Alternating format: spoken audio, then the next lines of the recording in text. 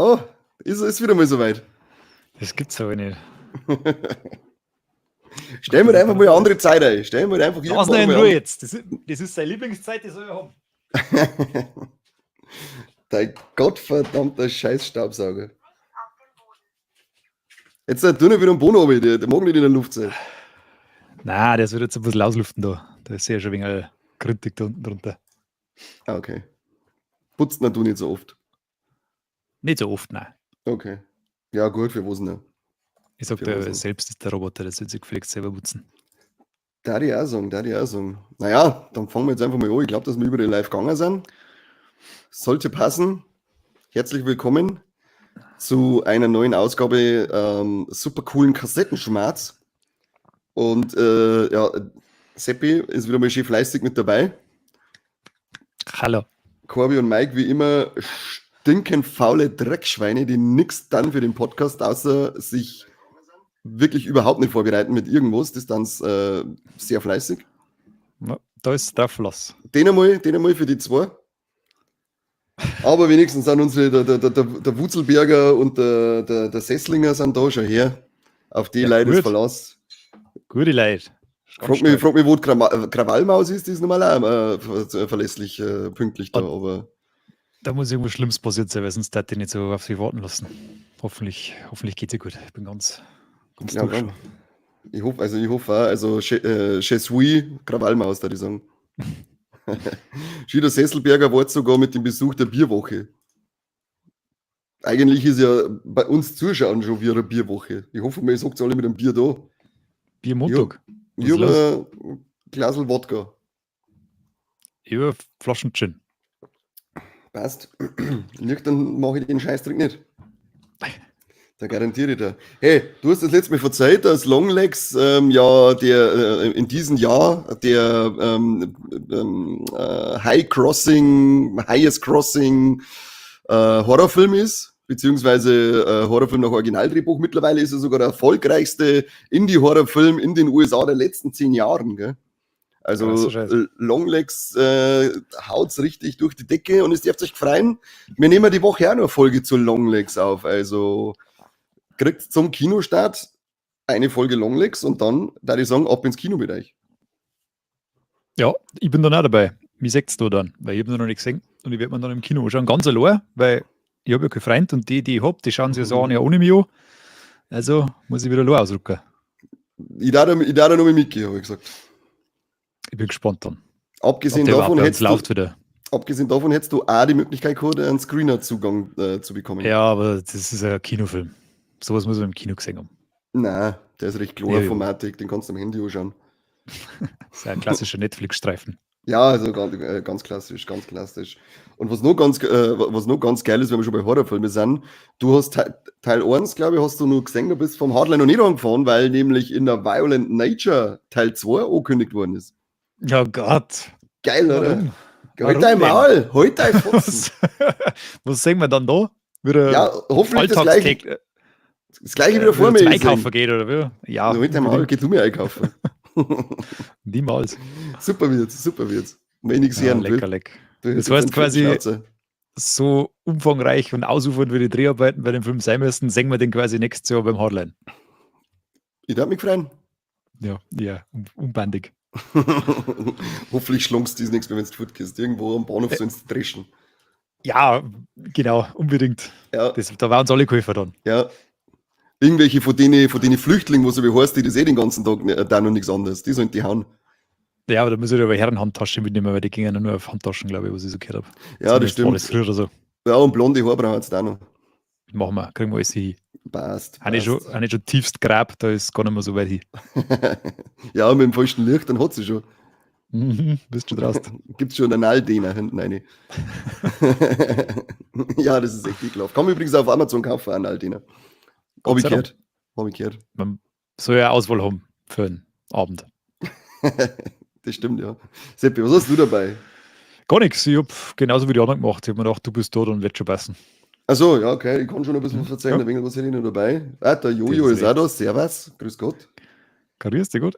Ich habe auf alle Fälle, ich habe mir einfach ein bisschen was für der Comic-Con zusammengesaugt, weil die war ja jetzt die letzten Tage in San Diego. Ja, da ist wieder eskaliert. einiges angekündigt worden. Da Da möchte kann ich auch man mal ein hin. also durchrumpeln. Da möchte Ja. ich auch mal hin. Kann man ja mal auf den Minger fahren oder so. War schon mal Anfang. Nein, wenn er mich auf San Diego. Natürlich. Keine halben Sachen, keine halben Sachen. Ja, ich meine, wenn du über die Videos so schaust und diese ganzen Präsentationen, wie es da irgendwie ausflippen, voll geil. Hätte ich auch mal richtig Ja. Bock drauf. Weil ich glaube, bei uns Da flippen hast es halt du- nicht so aus. Bei uns ist halt, bei uns der Deutsche ist halt der Langweiler. Ich habe es jetzt Naja. wieder gesehen, als ich bei Deadpool 3 war im Kino in Landshut und da kämen halt echt geile Cameos ausgeschissen und dann hast du gesehen, einer, der so zum Klatschen fängt und ich mir gedacht, ja cool, aber nein, es ist einfach tot. Der Deutsche ist einfach Saudepp, das ist einfach ein grantiger Saudepp. Ja, der genießt halt innerlich. Ja, genau, er genießt innerlich und tritt gern nach unten. So, Also, jetzt wollte ich Comic-Con grad ist anfangen, dabei. jetzt hast du mich voll rausgebracht. Entschuldigung. Genau, weil wir gerade bei Präsentationen waren, hast du die von Alien Romulus gesehen? Ich habe Ausschnitte gesehen, ja. Mit den Facehager. Ja, Jetzt wissen. ekelhaft. Ekelhaft. Vor allem, weil sie auch noch Teilweise- pulsiert haben, gell, diese Dinger da. Und Ja. so. Also der geile Shot da, der wo es dann von unten so gekommen ist, da haben es richtig geil lächerlich ausgeschaut, weil so Clockwork-Boobs, wie man früher kaufen können, die so rumgekupft haben. So super stark ausgeschaut. Ganz Aber dann toll, auch der Schauspieler, der eingegrumpelt ist und dann den da, Ja, das war bärenstark. Fand es ziemlich durchdreht, leider.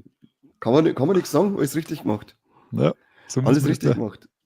Die geilen auf. Aber nein, Trailer, glaube ich, haben es nicht gesagt, oder? Zu Alien Romulus. da. Ich glaube, ich habe ihn gerade bin mir jetzt irgendwas gar nicht mehr ganz sicher. irgendwas hätte ich mitgekriegt, dass der Ridley Scott, glaube ich, an Fede Alvarez, glaube ich, nach einem Ranking gefragt hat für die Alien-Filme im Persönlichen, aber das war es auch schon wieder. Weil ich glaube, der finale Trailer, der war davor schon heraus. Ja, der war davor schon Ja. draußen. Da ist nichts Was haben, drin. Ja. was haben sie denn eigentlich verzeiht? Haut's ab. Keine Ahnung. Haut's ab, würde ich sagen.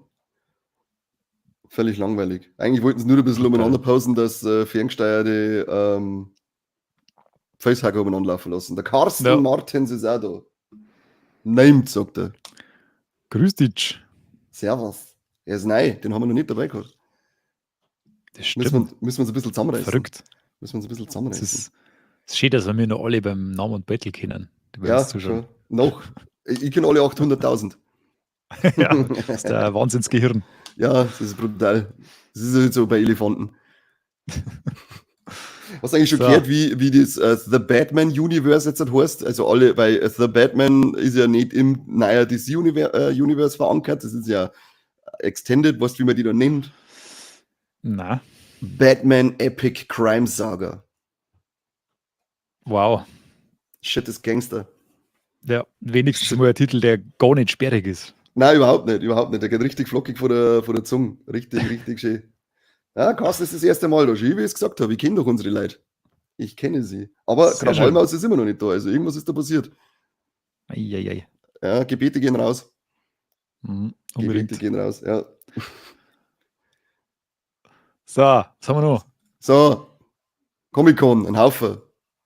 Ich glaube, dass da auch die Violent Nature 2 Fortsetzung angekündigt worden ist auf der Comic-Con. Das ist unpassend. Du bist unpassend. Du und dein Shirt von dem komischen Trump-Trottel. Hulkster. Das ist ja ein Hulk Hogan-Shirt, den du da letztes Mal gesehen hast, war ja der Terry Bollea. Das sind ja zwei völlig verschiedene Personen. Fix, Mari. Der eine ist, der steht für Trainieren und Vitamine nehmen und Liebe.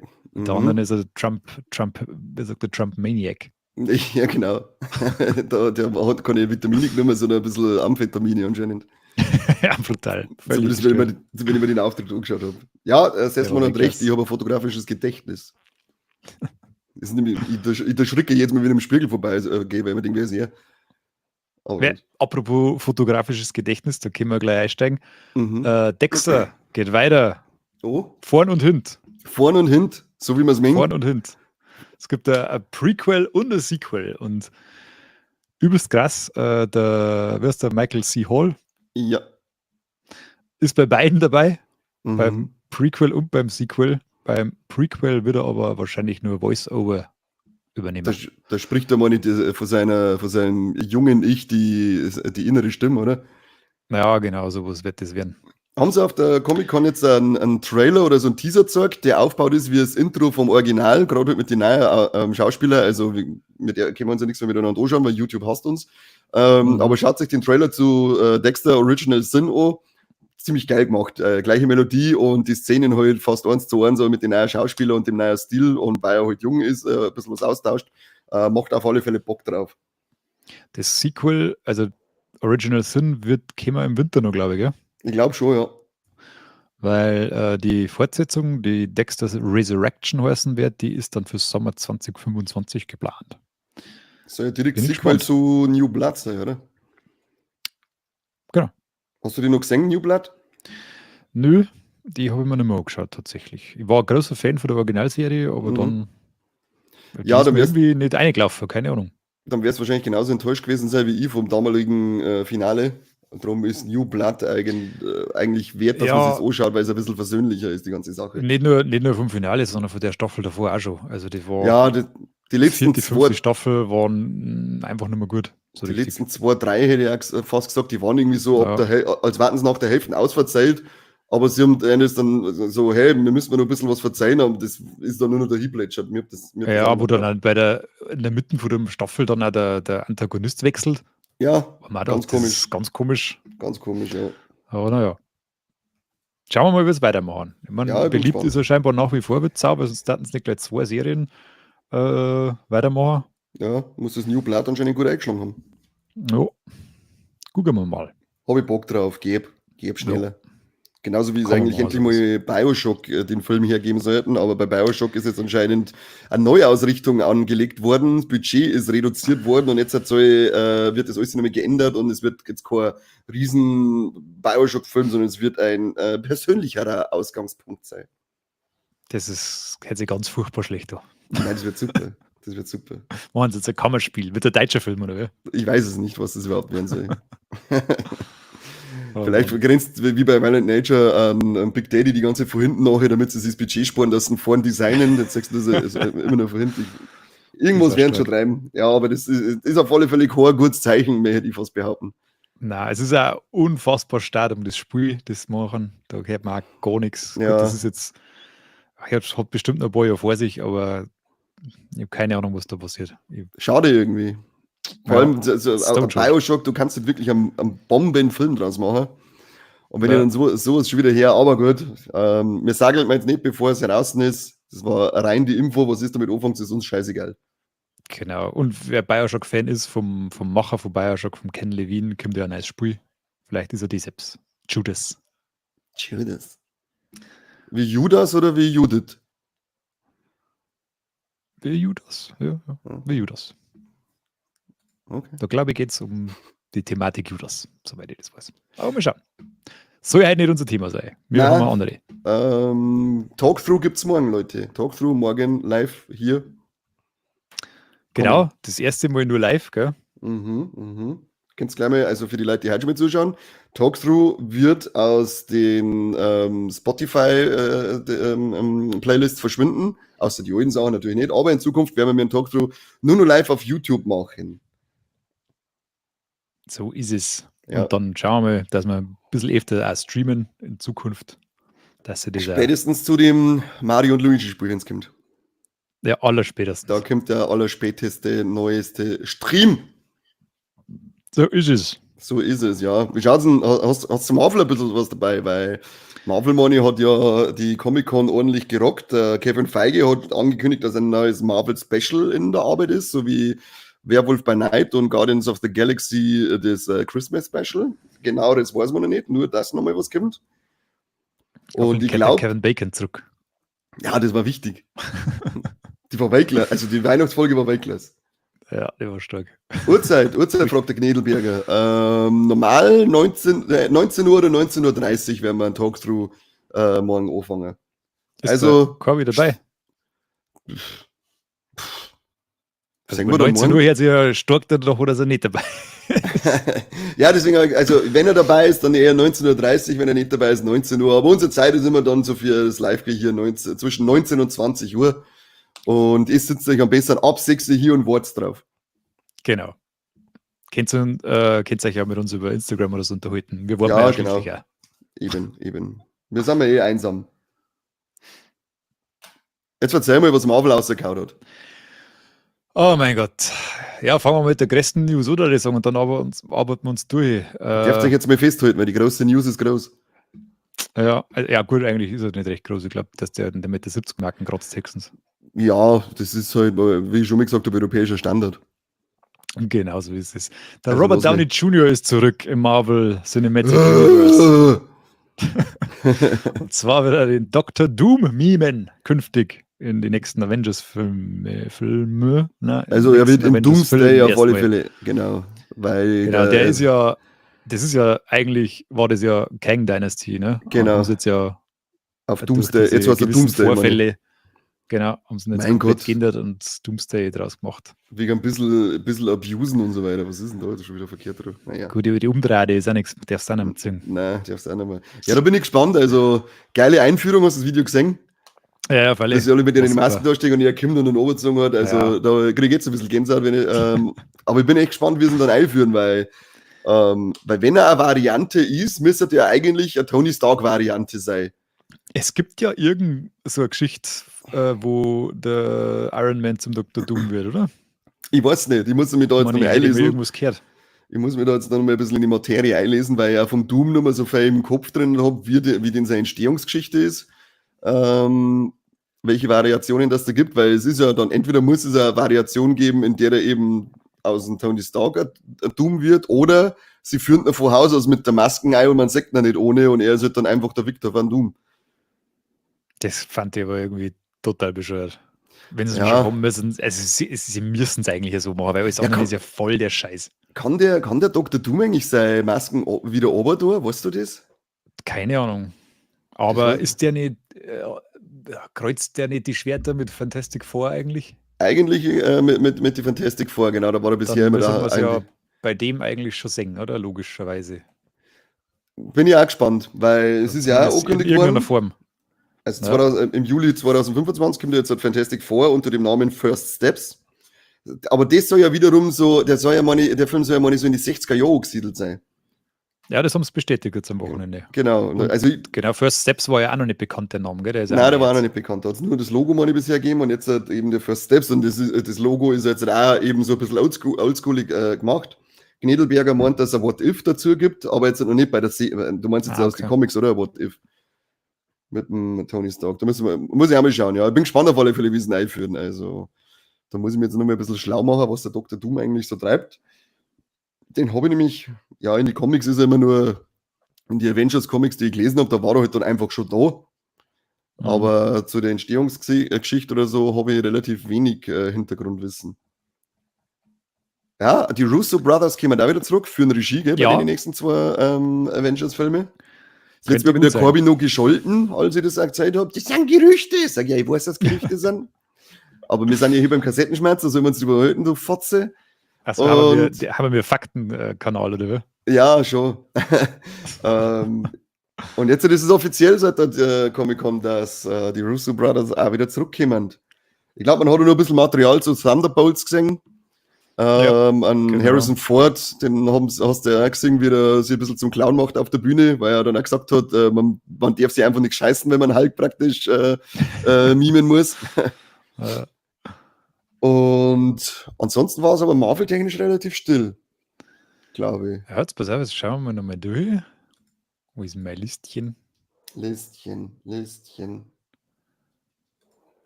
Der Penguin-Trailer Das ist DC, gell? kannst du geben. Ja, ja, schon. Schon. Dummbatz. Der ist ja dann praktisch in die Penguin-Serie kehrt ja dann so Batman Epic Crime Saga. Ah, steckt da mit drin, okay. Ja, genau. Zu der hat dann eigentlich auch die Arkham-Serie gehört, die ja mittlerweile gestrichen wurde, leider Gottes. Mhm. Ich habe die ganzen Marvel-Dinger da, ich gehe jetzt mal kurz einmal alles durch, also die wichtigsten haben wir ja jetzt schon besprochen. Jetzt schauen wir noch kurz zu Captain es. America Brave New World. Gibt es neue Bilder mit dem Giancarlo Esposito. Stimmt, er soll ja, glaube ich, wie heißt der Sidewinder, glaube ich, so heißt der dann. Der ist irgendwie Genau. vor die Serpents, oder? Ist das der Anführer? Ja, heißt da. Aber mit denen habe ich jetzt noch keine Berührungspunkte gehabt, muss ich ganz ehrlich sagen. Ich auch nicht, ne? Keine Ahnung. Dann, ja, Thunderbolts Footage haben wir schon gehabt. Fantastic Four haben wir gehabt. Robert Downey Jr. haben wir gehabt. Die Russos haben wir gehabt. Da haben wir alle wichtigen durch. Das war's dann schon. Ja, weil wir Hundling sind. Gut, dass Deadpool und Wolverine noch mega viel Kassen bedient. Also, dass er wahnsinnig gut läuft. Können wir vielleicht noch erwähnen. Ich glaube, der dass er dritte auf Rekord- erfolgreichste R-Rating-Start aller Zeiten. Ja. Und, Hat er allein in die USA schon 250 Millionen oder so eingespielt. und weltweit, glaube ich, schon bei fast einer halben Milliarde. Also, aber zu Recht, muss ich sagen. Also, ich habe ihn schon gesehen und der Film macht Spaß ohne Ende und hat richtig geile Cameos drinnen und einen geilen Humor. Also, und den Film musst du, glaube ich, wirklich 2 oder 3 Mal singen, dass du die ganzen Witze überhaupt erfassen kannst, weil da wirklich, das ist ein jedes Gag-Feuerwerk, das du sagst. Na, bin gespannt. Die alte Gag-Schleuder, wo er so wie hernimmt. Wo er es noch gerade wie hernimmt. Hey, wir haben auf Twitch mittlerweile auch einen Zuschauer. Nein, Ja, Ohren. ja, vielleicht ist Ding so, Stark. vielleicht ist Ding so ein saureicher Ölscheich, der uns 10.000 Euro spenden möchte oder so. Müssen wir gleich mal ausprobieren. Gib Geld, sagen wir Frag einfach noch nur. mal. Ja, genau, gib Geld. Der Sesselmarkt, der wartet auf einen neuen Pokémon-Film. Meinst du jetzt einen Aha. animierten? Weil ich dann nämlich auf Detective Pikachu 2 warten, wenn dann. Da war nämlich der Einser wirklich überragend gut. Es ist einfach, er ist halt einfach wieder Deadpool, gerade ohne Schimpfwörter. Okay. Kann ich mir jetzt nicht ganz vorstellen, aber. Er muss Ich glaub, das ist einfach- also ein sauloses Mundwerk, saufrech, die ganze Zeit, sau schnell und er hat halt einfach keine Schimpfwörter drin. Deswegen sagt der Ryan Reynolds spielt ja mittlerweile immer die gleiche Rolle. Sie variiert Ja. nur in der Art für die Schimpfwortnutzung, sage ich mal. Und Detective Pikachu war echt super geil. Da habe ich viel gelacht bei dem Film, der ist echt bescheuert. Schaust du What We Do in the Shadow so? Nö. Die Serie? Also Nö, wer die Serie schaut, im Oktober müsste, gut, das ist jetzt wieder der US-Start gewesen, aber am 21. Oktober soll die finale 6. Staffel losgehen. Schade, dass die dann gar ist. Die macht nämlich auch Spaß. Da bin Was ich ist denn das traurig. nochmal? Helfen wir Das schnell ist auf die mit Sprünge. denen, im Deutschen gab es den Film, also es gibt den Film auch, der heißt What We Do in the Shadows, aber in Deutschland heißt der 5-Zimmer-Küche Sarg. Mit, was die Vampire, die miteinander in der Bude wohnen, begleiten. Ja, und da Ja. haben sie dann eine Serie draus gemacht mit neuen Darstellern und so. Und ja, ist echt witzig. Das sind eben dann 3 Vampire, also Energievampir, das ist sowieso der geilste, der die halt durch das, dass er die langweilig, saugt er da, durch das, dass er die langweilt, saugt er dort Energie aus. Und Stark. völlig bescheuert. Und sie haben halt dann noch so einen Vertrauten da, der auch zum Vampir gemacht werden möchte und ganz viel verrückten Blödschiss haben sie drinnen. Ming mal. Apropos verrückter Blödschiss. Mit The Boys gibt es auch Neuigkeiten. Ende letzter Woche Gibt's haben auch sie ein bisschen was einiges. rausgehauen. Ja. Ist ja jetzt mittlerweile die 4. Staffel zu Ende. Leider. Und es soll ja dann nur noch eine kommen, leider. Eine finale Leider. 5. Aber aufhören tut das Ganze natürlich trotzdem nicht. Weil Yay! es gibt, einerseits läuft ja schon Gen V, das wird natürlich weitergeführt. Da gibt es jetzt mal auch einen neuen Trailer für die neue Staffel. Dann haben wir noch The Boys Diabolical, das wird auch weitergehen. Und es wird ein Prequel geben, in dem der Soldier Boy und wie heißt die gleich wieder? Stormfront. Die Hauptrollen spielen werden. Also geile Mischung auf alle Fälle schon mal. Und das Ganze wird auch in die 1950er Jahre spielen und ein bisschen so die Entstehungsgeschichte von Ward unter die Lupe nehmen. Und es soll auch so ein bisschen in so Richtung Whodunit gehen. Also es gibt irgendwie wohl irgendwie einen Fall, der zu lösen ist. Also es wird ein bisschen Rätsel-Mystery-mäßig Mhm. sein. Also ein bisschen anders wird Boys aufgebaut. Kann auf alle Fälle geil sein. Bin Soll ja, gespannt. glaube ich, Ward Rising heißen, die Prequel-Serie. Genau. Hört sich geil, aber ich mag so Whodunit. Ja, voll. Serie- Wenn Serie die Ding mag mit einer geilen Prise abgedrehten, gestörten The Boys-Humor gewürzt ist, dann wird das sicher super. Ja, und dann da schön blutig immer wieder dazwischen. Mhm. Count me in. Total. Wenn wir schon bei Amazon Originals sind, Invincible haben sie auch die 4. Staffel angekündigt. Hast du Invincible angeschaut? Na, es liegt immer noch in meiner Listen drin und ich komme einfach nicht dazu. Ja, ist gut, aber ich bin so der Meinung, wenn du es nicht gesehen hast, ist es jetzt nicht so dramatisch. Aber wenn es da mal einläuft, dann bleibst du auf alle Fälle dran. Also sowas bei mir haben jetzt nicht so brennend interessiert. irgendwann habe ich dann mal aus Langeweile nicht gewusst, was ich anschauen soll und habe angefangen. Und dann hat es mir aber doch gepackt, dass ich sage, ich bleibe dabei, aber ja. Okay. Es ist halt, du hast halt mit The Boys hast du halt eine Realserie in dem Stil, die saublurig ist und so weiter, außer dass du nicht im Weltall unterwegs bist. Aber ich darf halt eher The Boys so schauen als Invincible.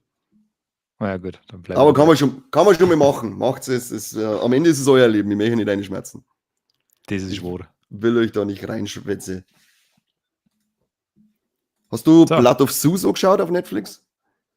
Nein. Diesen Anime? So was schauen wir nicht an. Du bist doch auch so Völlig. Anime-Nerd-Schwanz. Ja, aber den habe ich tatsächlich bis jetzt übersehen, muss ich ganz ehrlich sagen. Ja, ich habe schon ein paar Mal auf der Liste, also ich habe ihn auf der Merkliste und immer wieder scrolle ich drauf vorbei, aber bin noch nicht dazu gekommen. Jetzt ist die nächste Staffel ist als finale Staffel angekündigt worden. Dann glaube ich, haben wir 3 oder 4 Staffeln, was ich jetzt auswendig im Kopf habe. Dann glaube ich, werde ich es mir vielleicht mal anschauen, weil das ist dann machbar. Das ist dann Ja, machbar. das ist ein guter Link. Ja, im Gegensatz zu One Piece, wo wir jetzt bald bei 200 Serien sind, da ist ja aber das Remake angekündigt worden und das Remake soll nur 263 Folgen haben. Und da habe ich euch ein kleines Ding hergerichtet, wo man sich das mal anschauen kann, wie das dann aufteilt wird, falls wir One Piece Leute dabei haben. Yep. Da ist er. Weil, wie wir wissen, haben wir ja aktuell knappe 1200 Folgen, glaube ich, jetzt bei One Piece. Und sie wollen wirklich die komplette Saga, die bisher rausgekommen ist, auf 263 Folgen oberbrechen. Und da seht ihr mal so die Total Episodes per Arc, die verschiedenen Arcs und wie viele Folgen das sie dann haben sollen. Die meisten hat dann nach wie vor die Wano-Saga, die meine hat er jetzt auch am meisten gehabt, weil da aber halt auch jede zweite Folge nochmal 18 Folgen Rückblick waren auf Themen, die man schon 46 Mal gesehen hat. Ich weiß nicht, ob wir das nochmal brauchen, ich glaube nicht. Aber ja, du siehst da, wie lange das dauern darf, um das zu komplettieren bei einer wöchentlichen Release. Was, die komplette ursprüngliche, oder wie? Ja, ich meine schon. 5,5 Jahre, krass. Geht's ab, du hast auf alle Fälle was zum Schauen. Ich bin gespannt auf das Remake. Schaut nämlich dann auf alle Fälle aus, als ob wir einfach nur knackig die Story erzählt kriegen, ohne irgendwelche Filler. Wobei Ja, ich sagen, diese übertriebene Filler-Kacke, tut mir leid, aber das ist auch irgendwie ganz oft ganz schlimm. Bei One Piece, muss ich sagen, haben sie bis zu der Wano-Saga nie so gestört, weil die trotzdem den Humor irgendwie mit drin haben. Also die haben immer den gleichen Humor noch mit drin gehabt. Und es waren ja trotzdem diese verrückten Figuren, es hat halt einfach passt. Was mir halt richtig angekotzt hat, war bei Naruto, da haben wir auch schon öfter mal drüber geschmerzt, weil du hast da, glaube ich glaube 48% Filler aller Naruto-Folgen. Und die haben halt dann wirklich aus der Erzählung herausgerissen im Finale. Und so war es halt jetzt am Ende auch bei der Wano-Kuni-Saga, wenn er da gegen einen Kairo kämpft und dann hast du wieder eine Folge Kampf und dann 3 Folgen irgendeinen anderen Scheiß. Also das war ganz kreislig zum Anschauen. Da ja, wünsche da freue ich mich dann schon mal auf diese kurze, knappe Scheiße. So, jetzt habe ich es angemeint und jetzt machen wir es zu. Schön. Schön, extra Ganz für schön. euch. Beim Ur-Dragon Ball waren die lustig, sagt der Sessler. Ja, die ganz alten Dragon Ball, die waren alle geil. Das ist für mich sowieso das beste Dragon Ball. Also ich mag zwar Dragon Ball Z und ich kann ja mit GT was anfangen und Super sowieso, aber das Ur-Dragon Ball, wo er klar ist die beste Geschichte, weil das hat einfach nur ein bisschen mehr Abenteuer-Flair und er ist ja nicht so übermächtig, sondern kann nicht einmal verlieren. Also, da habe ich jetzt schon wieder Bock drauf, dass wir es nochmal anschauen. Hast du selber angefixt. Ja, wie immer, wie mit dem Heroin. So ein Glas Wodka ist schon was Feins. Ich liebe den Gin am Abend. Ja, der ist richtig geil. Sam Raimi macht wieder einen Horrorfilm. Nach 15 Jahren.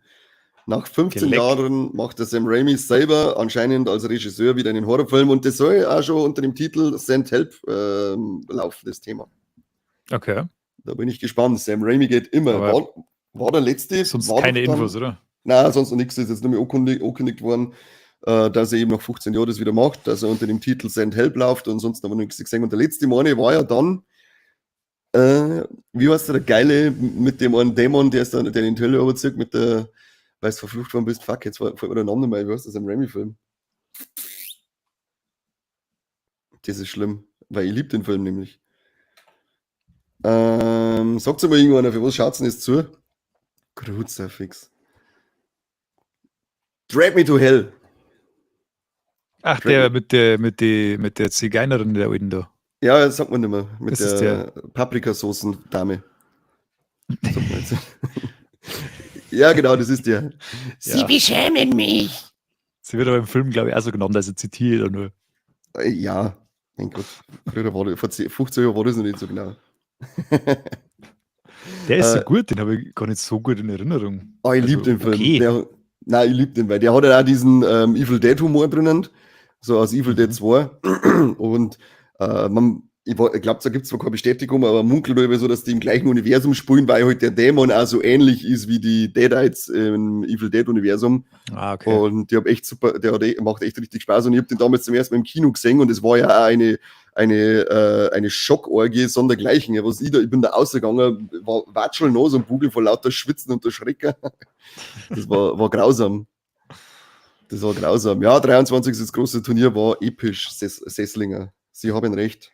Sie haben recht. Und die größte News von alle habe ich extra für den Schluss aufgekommen. Ich weiß nicht, hast du noch eine? Hast du noch eine? Nein, ich bin schon lange lang. Ich habe dann nur noch die Streaming-Charts. Jurassic Park Chaos Theory Staffel 2 ab 17.10. auf Netflix. Bam, bam, bam, bam. Zumindest nicht so beschissen wie die erste animierte Jurassic Park Serie. Gut, ich bin ja nicht die Zielgruppe, es ist ja eindeutig auch für Kinder, aber man könnte es auch besser machen. Aber wen es interessiert, zweite Staffel startet im Oktober. Die startet im Oktober. Was sagen denn unsere Streaming-Charts? Ja, wo fangen wir noch? Filme oder Serien? Was ist denn lieber? Film. Film. Dann.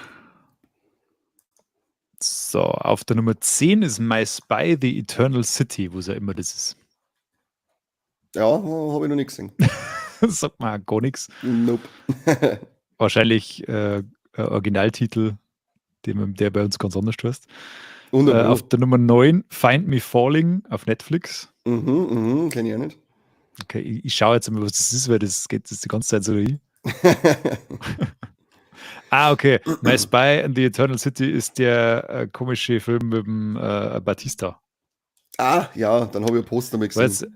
Wo es Roller und Motorrad fahren auf einer Italien-Flagge. Aber ich weiß jetzt tatsächlich nicht, wie der auf Deutsch heißt. Aber ich glaube, das interessiert auch keine Sau. Ich wollte gerade sagen, das ist, glaube ich, so scheißegal. Dann haben wir Find Me Falling auf der 9. Das ist ein Rom-Com, glaube ich.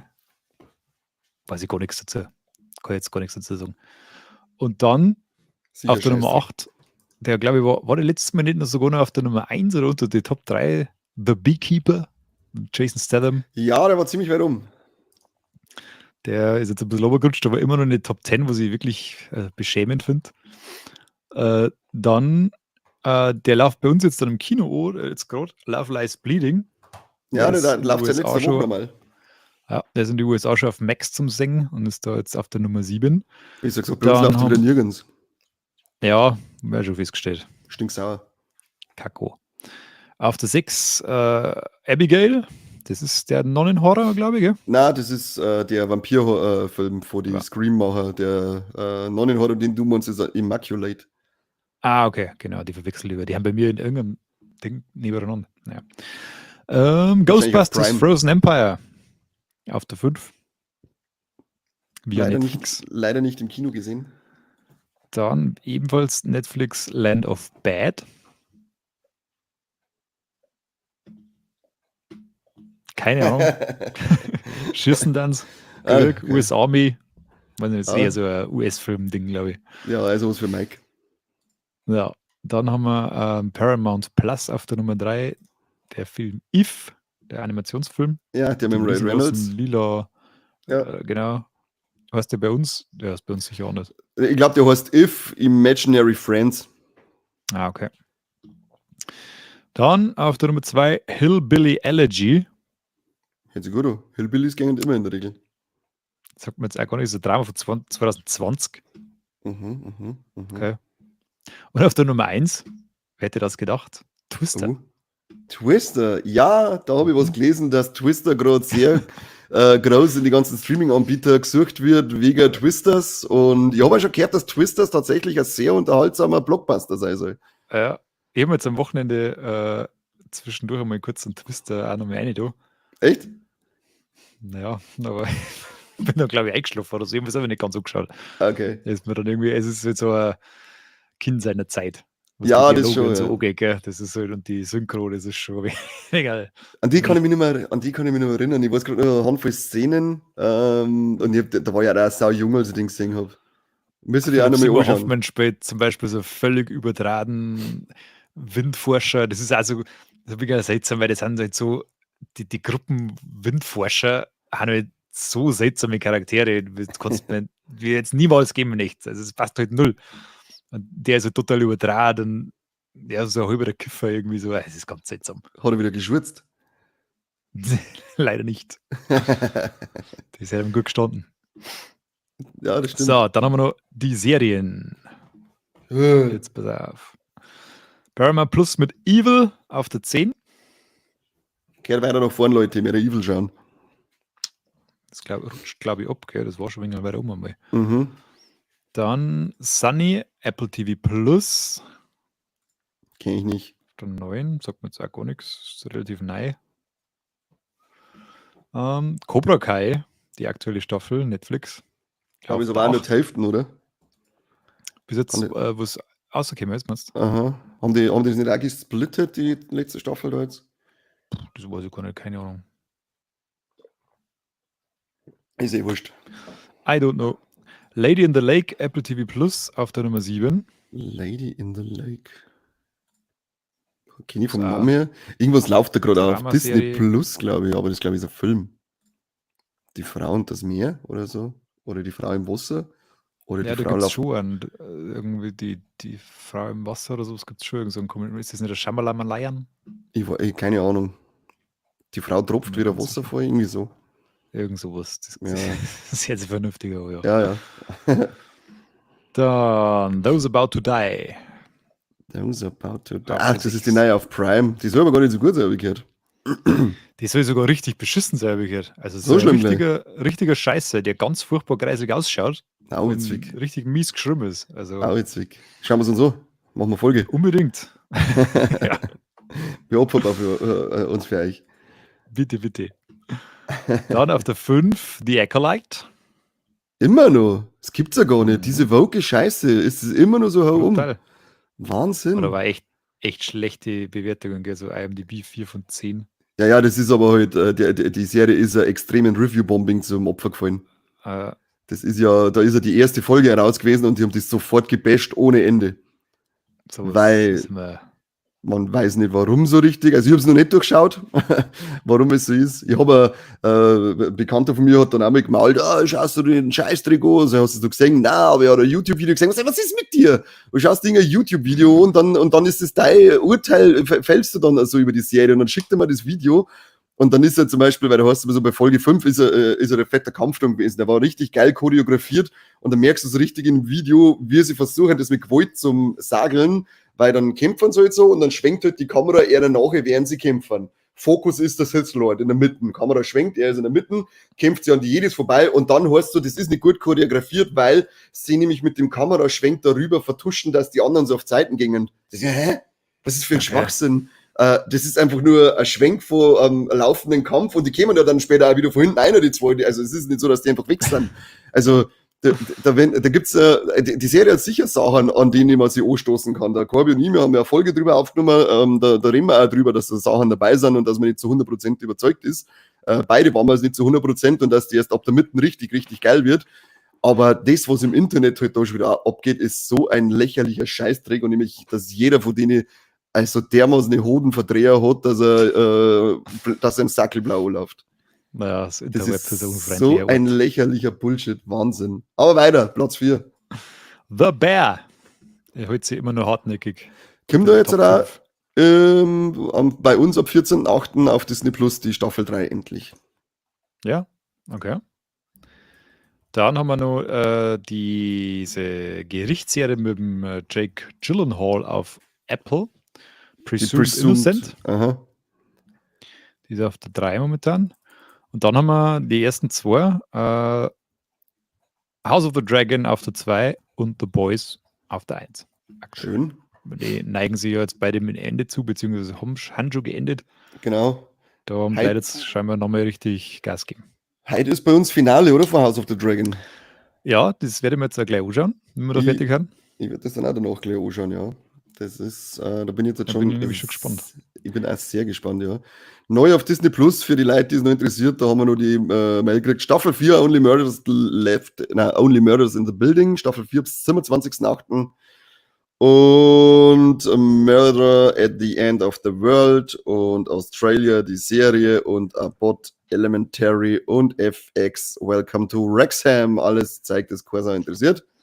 Bis auf Welcome to den- Wrexham ist doch die Doku oder die Doku-Serie mit dem Ryan Reynolds, oder? Mit seinem Fußballverein. Ja, kann sein. Auf alle Fälle ist er auf Ja. dem Beutel drauf gewesen. Und wer Magenta TV hat, kann sich Walking Dead City Staffel 2 anschauen. Ab, keine Ahnung wann. Staffel 2 von Dead City, ich habe nicht mal die erste Staffel gesehen. Also das mit dem Walking Dead, diese Walking Dead Spin-offs, wie die bei uns aufteilt worden sind, das ist so ein lächerlicher Scheißtrick. Du hast da die mit dem, also diese Dead City ist ja mal nicht die mit dem Negan und der Maggie. Dann hast du die mit dem die der Norman Reedus spielt, mit dem Daryl. Mhm. Und dann hast du noch die eben mit der Michonne und mit dem Rick und die laufen alle irgendwo anders bei uns in Deutschland. Aber nicht so, dass du irgendwie dazu kommen kannst, dass du irgendwas anschaust, außer du machst ein neues Abo, wie zum Beispiel eben Magenta. Ich wüsste jetzt nicht mehr, wo die anderen laufen, die anderen Serien. Völlig beschissen ist das. Ich bin da Gott sei Dank schon sehr lang raus. Ja, die darf mich interessieren, die haben nämlich meine jetzt sogar ziemlich gute Kritiken bisher gekriegt, die Spin-off-Serien. Ja, am Ende von Walking Dead haben wir auch gedacht, die brauchen eigentlich nichts mehr, aber nein, wenn es halt dann irgendwo läuft, dann scheißen wir schon an. Nächsten Tor. Aber das sind ja tatsächlich, du musst ja da Walking Dead komplett gesehen haben, oder dass du bei denen erstellen kannst. Solltest So wie die wahrscheinlich, aufgebaut haben, oder? Macht, Ich denke schon, dass es Sinn macht, dass du es gesehen hast, weil alles andere macht keinen Sinn nicht. Unsere Kinostarts diese Woche. Am Donnerstag, 1. August. M. Night Shyamalan Ding Dong, Trap No Way Out. Mit dem Josh Hartnett. Den Money haben sie ja komplett chronologisch abgedreht, glaube ich, dem Film, das, was ich letztes Mal gelesen habe, oder überwiegend chronologisch. Das passiert anscheinend relativ selten. Und ich glaube, dass der Josh Hartnett gesagt hat, er hat gemeint, dass das völlig überzogen ist, wie sie das Konzert aufzicken, diese Szene, dass das total lächerlich ist, bis er, glaube ich, von seiner Tochter das Konzert von der Taylor Swift mitgekriegt hat. Und dann hat er gesagt, okay, das passt schon, so ist das anscheinend wirklich. Liebesbriefe aus Nizza, kennt kein Sau nicht, was will der Lama mit dem Gewehr? Kennt auch kein Sau nicht, eine Tragikomödie, sowas könnte immer cool sein, aber naja. Ein klebriges Abenteuer, Daffy Duck und Schweinchen Dick retten den Planeten, da immer anschauen. Daffy Duck geht immer, Berlin, Nobody mit dem Eric Banner, kenne ich nicht. Tatami habe ich schon öfter gesehen, es muss irgendein sehr gutes Drama sein. Den da immer anschauen wollen, wenn er bei uns irgendwo läuft, aber so wie unsere Ecke der Welt kennen, läuft er nirgends. Tage mit Nadira, Shahid, Ulach, Auron, Mein Kaham, Dumta. Ja, schau ich alles so. Okay. Schau ich alles so. Bin ich dabei. Aber das waren unsere Kassetten-News. Wir sind richtig gut in der Zeit drinnen. Wir haben gesagt, das dauert in der Regel nicht länger als eine Dreiviertelstunde. Wir sind bei 44 Minuten. Drum klingt wir uns jetzt da schnellstmöglich aus, weil ich keinen Bock mehr auf euch habe. Seppi, danke, dass du. Sympathischer Kerl. Bin ich immer schon gewesen. Seppi, danke, dass du mitgemacht hast. Das ist schön. Sehr gern. Dass ich mich nicht alleine sitzen muss wie ein Vollidiot. Danke an unsere Gangster, die hier zugeschaut haben. Es hat richtige Cheese, VLM Cheese. Finde ich stark. Und dann morgen, es kriegt es auf Instagram und normal auf Facebook und vielleicht auf Threads. Die Mitteilung, wann wir mit dem Talkshow anfangen. Morgen ist er nämlich dann nur noch live. Sesselberger sauft jetzt am Ast, das ist gut. Mein Wodka ist leer, ich komme jetzt an Healing zum Schlafen. Sehr gut, so muss der Montag ausschauen. So muss der Montag ausschauen, genau. Dann macht es gut und wir hören uns morgen, beziehungsweise sehen uns morgen. Jo, hören da uns auch unsere Bolex kommen raus. Au revoir. Dere. Schön was, sagt der Carsten. Freut mich, dass du da warst. Bussi aufs Bauche.